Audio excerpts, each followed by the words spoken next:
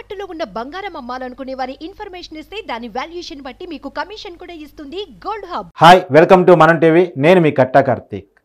కాంగ్రెస్లోకి Mallareddy, Medchal BRS MLA మాజీ మంత్రి మల్లారెడ్డి కాంగ్రెస్లోకి వెళ్ళబోతున్నారు. ఈరోజు కాంగ్రెస్ కీలకమైన నాయకుడు, రాష్ట్రానికి one of the incharge Karnataka deputy CM DK శివకుమార్తో ఢిల్లీలో భేటీ అయ్యారు. ప్రియాంక గాంధీ అపాయింట్మెంట్ కోసం మల్లారెడ్డి అడుగుతూ ఉన్నారు. ప్రియాంక గాంధీ అపాయింట్మెంట్ కనుక దొరికితే రేపే కాంగ్రెస్ పార్టీలోకి ఆయన, మల్కాజ్గిరి బీఆర్ఎస్ ఎమ్మెల్యే మరి రాజశేఖర్ అంటే మల్లారెడ్డి అల్లుడు, వీళ్ళిద్దరూ కలిసి కాంగ్రెస్ పార్టీలో చేరే అవకాశం కనపడుతూ ఉంది. మీరు అనొచ్చు, ఈ మధ్యనే కదా మల్లారెడ్డి కాంగ్రెస్ పార్టీలో చేరటం లేదు, బీఆర్ఎస్ పార్టీని వేడటం లేదు, ఇవన్నీ నమ్మొద్దు అని చెప్పేసి ప్రచారం చేశాడు, అది కామెంట్ చేశాడని చెప్పేసి మీరు అంతా అనుకోవచ్చు. వాస్తవంగా రాజకీయ నాయకుల స్టేట్మెంట్లు చొక్కాలు మార్చినంత ఈజీగా మార్చేస్తారు. మరి పార్టీలు మారినప్పుడు డీకే శివకుమార్తో ఢిల్లీ పోయి భేటీ ఎందుకు కావటం, ప్రియాంక గాంధీ అపాయింట్మెంట్ ఎందుకు అడగటం అంటేనే క్లియర్ కట్గా కాంగ్రెస్ పార్టీలోకి వెళ్ళబోతున్నాడు. మనకున్న సమాచారం మేరకు ప్రియాంక గాంధీ అపాయింట్మెంట్ అడిగాడు. ప్రియాంక గాంధీ అపాయింట్మెంట్ కనుక ఇస్తే ఆ వెంటనే ఇద్దరు, ఆయన అల్లుడు, ఇద్దరు బీఆర్ఎస్ ఎమ్మెల్యేలు కూడా కాంగ్రెస్ పార్టీలో చేరేందుకు రంగం సిద్ధం చేసుకున్నాడు. వాస్తవానికి ఇక్కడే చేరదాం రేవంత్ రెడ్డి సమక్షంలో అని చెప్పేసి పెద్ద ఎత్తున లాబింగ్ నడిపాడు. వేం నరేందర్ రెడ్డి ద్వారా లాబింగ్ నడిపించే ప్రయత్నం చేశాడు. అతను CM PRO, Revanth Reddy personal. అలాంటి వేం నరేందర్ రెడ్డి ద్వారా లాబింగ్ నడిపించుకునే పని చేశాడు. కానీ రేవంత్ రెడ్డి ఒప్పుకోలేదు కాంగ్రెస్ పార్టీలో మల్లారెడ్డిని తీసుకోవడానికి. అదే సెంట్రల్ లాబింగ్ పెట్టుకున్నాడు. ఇప్పుడు డీకే శివకుమార్ ద్వారా లాబింగ్ నడిపిస్తున్నాడు. రేవంత్ రెడ్డిని ఒప్పించడం, కాంగ్రెస్ పార్టీ పెద్ద నాయకులు అపాయింట్మెంట్ తీసుకుని అక్కడ పార్టీలో చేరటం. ఒకవేళ పార్టీలో చేరితే ఇద్దరు బీఆర్ఎస్ ఎమ్మెల్యేలు ఒక్కసారిగా కాంగ్రెస్ పార్టీలో చేరిన వాళ్ళు అవుతారు. మొదటి అంటే అఫీషియల్గా చేరిన వాళ్ళు వీళ్ళే అవుతారు. ఇప్పటికే భద్రాచలం బీఆర్ఎస్ ఎమ్మెల్యే కాంగ్రెస్తో అనుబంధంగా ఉన్నాడు. ఇప్పటికైతే పార్టీ కండువా కప్పుకోలేదు, కానీ పార్టీతో అనుబంధంగా రేవంత్ రెడ్డి ప్రభుత్వానికి మద్దతుగా ఉన్నాడు. అయితే ఈ మల్లారెడ్డి చేరడానికి కారణాన్ని ఒకసారి పరిశీలిస్తే మల్లారెడ్డి ఆస్తుల మీద, కబ్జాల మీద పెద్ద ఎత్తున చర్చ నడుస్తూ ఉంది. ప్రభుత్వం నుంచి ఎంక్వైరీ నడుస్తూ ఉంది. ఈయన ఆక్రమించి కట్టినటువంటి 2 కాలేజీ బిల్డింగ్లు, అంటే ఈయన మరి రాజశేఖర రెడ్డి మల్లారెడ్డి గారి అల్లుడికి సంబంధించినటువంటి ఆస్తులు అవి, ఆ కాలేజీని కూల్చివేయడం జరిగింది. ప్రభుత్వం కూల్చివేయడం జరిగింది. రెండోది ఏంటంటే రేవంత్ రెడ్డికి మల్కాజ్గిరి ఎంపీకి వెళ్ళవటం అనేటువంటి చాలా ఇంపార్టెంట్ విషయం. ఎందుకంటే ఆయన సిట్టింగ్ ఎంపీ, ఇప్పుడు ఎమ్మెల్యేగా ముఖ్యమంత్రి అయ్యారు కాబట్టి ఎంపీ పదవికి రాజీనామా చేశాడు. కానీ ఆయన మొన్నటి వరకు మల్కాజ్గిరి ఎంపీ. ఆ సిట్టింగ్ స్థానాన్ని నిలబెట్టుకోవటం, రేవంత్ రెడ్డి స్థానంలో కాంగ్రెస్ పార్టీని గెలిపించడం అనేటువంటిది రేవంత్ రెడ్డికి చాలా అవసరమైన, ప్రాధాన్యమైన అంశం. నిజానికి మల్లారెడ్డి కొడుకు బీఆర్ఎస్ పార్టీ నుంచి ఎంపీగా పోటీ చేయాల్సింది. టాక్స్ అయిపోయాయి, పోటీ చేయడానికి రంగం సిద్ధం చేసుకున్నాడు. కానీ ఎప్పుడైతే రేవంత్ రెడ్డి ఈ అక్రమ కట్టడాల మీద దృష్టి పెట్టాడో మల్లారెడ్డికి సీన్ అర్థమైపోయింది. కాబట్టి వెంటనే మల్లారెడ్డి మాట మార్చి నా కొడుకు ఎన్నికల్లో పోటీ చేయట్లేదు, మేము ఎన్నికల్లో పోటీ చేయమని చెప్పేశాడు. ఇప్పటికే వాళ్ళ కుటుంబం నుంచి 2 పోస్టులు ఉన్నాయి. మల్కాజ్గిరి ఎమ్మెల్యేగా మరి రాజశేఖర రెడ్డి అంటే మల్లారెడ్డి అల్లుడు ఉన్నాడు. ఈయన మల్లారెడ్డి కూడా మేడ్చల్ ఎమ్మెల్యేగా ఉన్నాడు. వాళ్ళ కుటుంబం నుంచి 2 ఎమ్మెల్యే పోస్టులు ఉన్నప్పుడు కూడా ఇంకో ఎంపీ పోస్ట్ కోసం అంటే డబ్బులు పెట్టగలిగిన వాళ్ళు కదా, 50 కోట్లు ఇచ్చి బీఆర్ఎస్లో చేరి మంత్రి పదవి పొందానని చెప్పేసి ఆయన చెప్పుకున్నటువంటి వ్యక్తి మల్లారెడ్డి రాజకీయ ప్రస్థానాన్ని జాగ్రత్తగా గమనిస్తే ఇతను ఫస్ట్ టీడీపీ పార్టీ నుంచి ఎంపీగా ఎన్నికైన వ్యక్తి. తర్వాత బీఆర్ఎస్ పార్టీలో చేరాడు.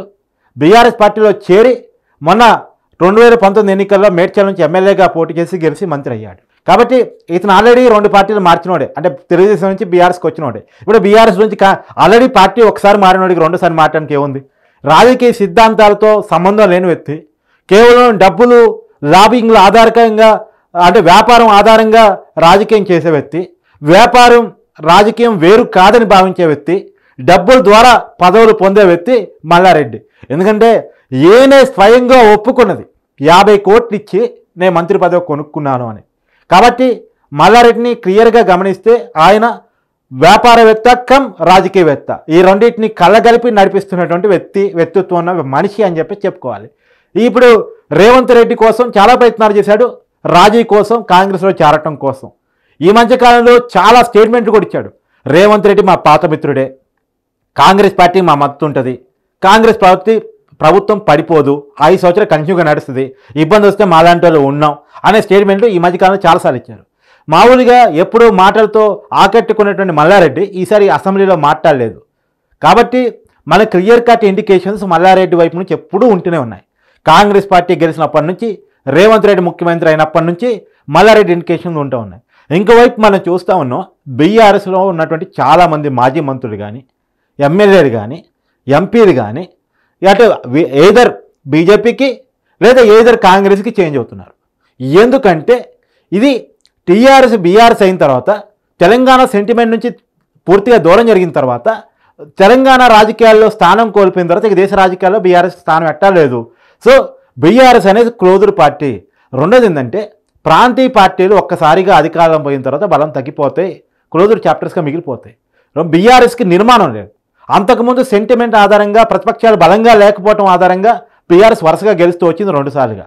అంటే 2014లో తెలంగాణ సెంటిమెంటు, తెలంగాణ సాధించిన వ్యక్తిగా, తెలంగాణ జాతిపితగా కేసీఆర్ని అభిమానించి గెలిపించారు ఆ రోజు. తర్వాత కాలంలో ఆయన ఇచ్చిన సంక్షేమ పథకాలు కానీ, రెండు ప్రతిపక్షాలు బలహీనంగా ఉండటం వల్ల కానీ ఆ రోజు చంద్రబాబు నాయుడు కాంగ్రెస్ పొత్తుని సెంటిమెంట్గా మళ్ళించి మళ్ళా 2019లో అంటే 2018 ముందుకు పోయాడు ఎలక్షన్స్కి. 2018 డిసెంబర్లో జరిగినటువంటి ఎలక్షన్స్లో మరోసారి టీఆర్ఎస్ పార్టీని గెలిపించుకున్నాడు. కానీ ఎప్పుడైతే టీఆర్ఎస్ బీఆర్ఎస్గా మారిపోయిందో అప్పటి నుంచి తెలంగాణ సెంటిమెంట్ పూర్తిగా కనుమరుగైపోవడం స్టార్ట్ అయింది. అంటే తెలంగాణ సెంటిమెంట్కి కేసీఆర్ దూరం జరగడం మొదలెట్టాడు. ఆ దూరం జరిగిన తర్వాత ఇప్పుడు ఏం చేసి మళ్ళీ బీఆర్ఎస్ని బతికించుకోవాలి? కాంగ్రెస్ మీద యాంటీని క్రియేట్ చేసి బీఆర్ఎస్ పార్టీని బతికించుకోవాలి. ఆ రోల్ని పోషించడానికి బీజేపీ ఎలాగో ఉంది, వాళ్ళకి నేషనల్లో అధికారం కూడా ఉంది. కాబట్టి ఏదర్ కాంగ్రెస్ ఏదర్ బీజేపీ అంటే వ్యాపారం ఆధారంగా రాజకీయాలు చేసే రాజకీయ నాయకులు, డబ్బులు ఆధారంగా రాజకీయాలు చేసే రాజకీయ నాయకులు మళ్ళీ ఈ ఖర్చులు స్టార్ట్ చేసిన కూడా కేసీఆరే. డబ్బులు తీసుకొని పదవులు ఇవ్వటం, ఎన్నికల్లో డబ్బులు విపరీతంగా ఖర్చు పెట్టడం, డబ్బుల ద్వారా ఎన్నికలు నడిపించడం, అంటే ఎవరు తీసుకొని గొత్తులు వాళ్ళే పడతారు అన్నట్టు ఇలా డబ్బుని బాగా ఎన్నికలతో ముడిపెట్టి అలవాటు చేసేసి ఇప్పుడు డబ్బులతోనే రాజకీయాలు చేసేవాళ్ళు అధికార పార్టీలో ఉండకుండా ప్రతిపక్ష పార్టీలు ఎందుకు ఉంటారు? కాబట్టి బీఆర్ఎస్ ప్రతిపక్షంలో ఉంది కాబట్టి ఆ పార్టీలో ఉండటానికి వాళ్ళు ఇష్టపడట్లేదు. మొత్తంగా బీఆర్ఎస్ ఎల్పీఏ విలీనం అయ్యే పరిస్థితి మనకు కనపడుతోంది పార్లమెంట్ ఎన్నికల తర్వాత. ఇప్పుడు బలవంతంగా మేము కాంగ్రెస్ పార్టీలో చేరుతాం అని చెప్పేసి మల్లారెడ్డి లాంటి వారు అంటే వాళ్ళ ఆస్తులు కాపాడుకోవడానికి కానీ వాళ్ళ అవసరాలు కాపాడుకోవడానికి కానీ దీనికి జరుగుతున్నట్టు మనకు అర్థమవుతూ ఉంది. ఇప్పుడు మల్లారెడ్డి మాత్రమే కాదు, హైదరాబాద్ సిటీలో సుధీర్ రెడ్డి చాలా ప్రయత్నం చేస్తున్నాడు, తర్వాత మాధవరం కృష్ణాలో చాలా ప్రయత్నం చేస్తున్నాడు, గాంధీ చాలా ప్రయత్నం చేస్తున్నాడు, చాలామంది బీఆర్ఎస్ ఎమ్మెల్యేలు చేరటం కోసం ప్రయత్నం చేస్తున్నారు.